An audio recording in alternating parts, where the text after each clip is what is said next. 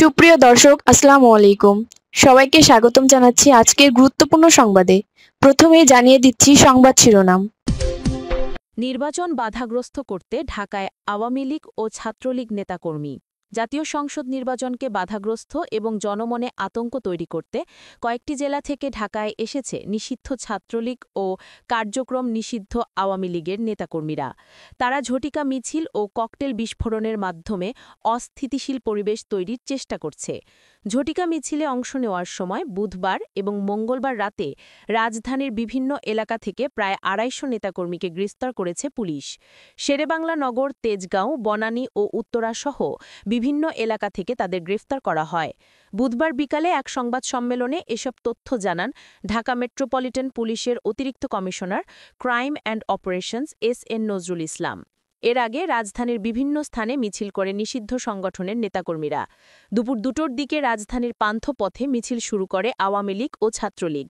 Minute খানেক স্থায়িত্ব ছিল মিছিলটির। পরে পুলিশ এসে পানি ভবন এলাকা থেকে পরিত্যক্ত অবস্থায় ককটেল উদ্ধার করে। এছাড়া ফার্মগেট, সংসদ ভবন, শেরেবাংলা নগর, হাতির ঝিল ও গুলিস্তান এলাকায় মিছিলের ভিডিও আওয়ামী লীগের সামাজিক যোগাযোগ মাধ্যম ফেসবুকে আপলোড করা হয়েছে। এমন পরিস্থিতিতে রাজধানীর হোটেল, ফ্ল্যাট, ছাত্রাবাসে আওয়ামী লীগের কর্মী থাকলে পুলিশকে তথ্য দেওয়ার অনুরোধ জানানো হয়।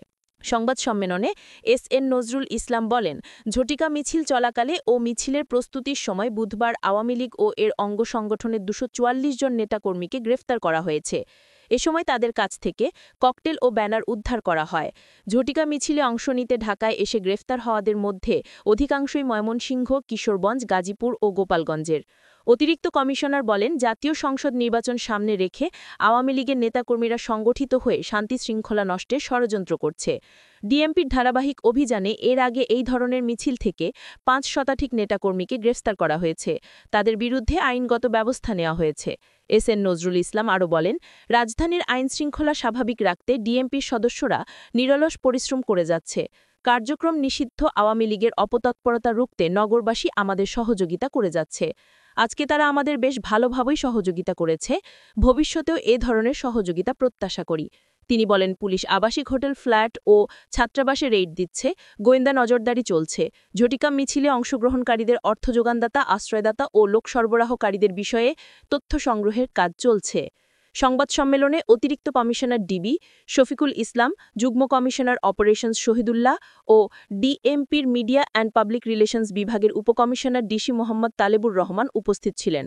এদিকে ডিএমপির এক সংবাদ বিজ্ঞপ্তিতে জানানো হয়, গ্রেফতারদের কাছ থেকে ১৪টি ককটেল ও ৭টি ব্যানার উদ্ধার করা হয়েছে। ড. ইউনূসকে ক্লাব দে মাদ্রিদের সদস্য হওয়ার আমন্ত্রণ। প্রধান উপদেষ্টা অধ্যাপক ড. মোহাম্মদ ইউনূসকে ক্লাব দে মাদ্রিদের সদস্য হওয়ার আমন্ত্রণ জানিয়েছেন ক্লাবটির প্রেসিডেন্ট ও স্লোভেনিয়ার সাবেক প্রেসিডেন্ট দানিলো তুর্ক। বুধবার ২৫শে সেপ্টেম্বর নিউ ইয়র্কে প্রধান উপদেষ্টা অধ্যাপক মোহাম্মদ ইউনূসের সঙ্গে বৈঠককালে তিনি এ আমন্ত্রণ জানান। তিনি জানান, বৈঠকে দানিলো তুর্ক ক্ষুদ্র ঋণ ক্ষেত্রে ড. ইউনূসের অগ্রণী কাজের প্রশংসা করে বলেন, এর বৈশ্বিক প্রভাব অসামান্য। দানিলো তুর্ক প্রধান উপদেষ্টাকে বলেন, আপনি যদি আমাদের অনুষ্ঠানে অংশ নেন আমরা আনন্দিত হব। বাংলাদেশের চলমান দানতান্ত্রিক রূপান্তর প্রসঙ্গে আপনার দৃষ্টিভঙ্গি আমাদের জন্য অত্যন্ত মূল্যবান। বাংলাদেশের জুলাই অভ্যুত্থানের প্রসঙ্গ টেনে তুর্ক বলেন, এই আন্দোলন বিশ্বকে বিস্মিত করেছে। তিনি বিশ্ব নেতাদের কাছে এমন রূপান্তরগুলোকে গভীরভাবে বোঝার গুরুত্বের ওপর জোর দেন। তিনি অধ্যাপক ইউনূসের নেতৃত্বাধীন অন্তর্বর্তী সরকারের অন্তর্ভুক্তিমূলক দানতান্ত্রিক চর্চা গড়ে তোলার প্রচেষ্টার প্রশংসা করেন। এ সময় প্রধান উপদেষ্টা তাকে আমন্ত্রণের জন্য ধন্যবাদ জানিয়ে বলেন, বাংলাদেশের চলমান গণতান্ত্রিক সংস্কারের অভিজ্ঞতা তিনি বিশ্বমঞ্চে ভাগ করতে আগ্রহী। তিনি বলেন, আমরা এখনও জঙ্গলের ভেতর দিয়ে হাঁটছি। কিভাবে দেশকে দানতান্ত্রিক রূপান্তরের পথে এগিয়ে নেওয়া যায় তা খুঁজে বের করছি। আমাদের মনোযোগ এই পথেই স্থির। বৈঠকে প্রধান উপদেষ্টার কার্যালয়ের টেকসই উদ্যান লক্ষ্যমাত্রার বিষয়ক মুখ্য সমন্বয়কারী লামিয়া মোর্শেদও উপস্থিত ছিলেন। ক্লাব দে মাদ্রিদ হল বিশ্বের বৃহত্তম ফোরাম, যেখানে সাবেক রাষ্ট্রপতি ও প্রধানমন্ত্রীর অভিজ্ঞতা কাজে লাগিয়ে অন্তর্ভুক্তিমূলক দানতান্ত্রিক চর্চা জোরদার করা এবং মানুষের কল্যাণ বৃদ্ধি করা হয়। এজাং ড. মোহাম্মদ ইউনূসকে ক্লাব দে মাদ্রিদের সদস্য হওয়ার আমন্ত্রণ জানিয়েছেন ক্লাবটির প্রেসিডেন্ট ও স্লোভেনিয়ার সাবেক প্রেসিডেন্ট দানিলো তুর্ক।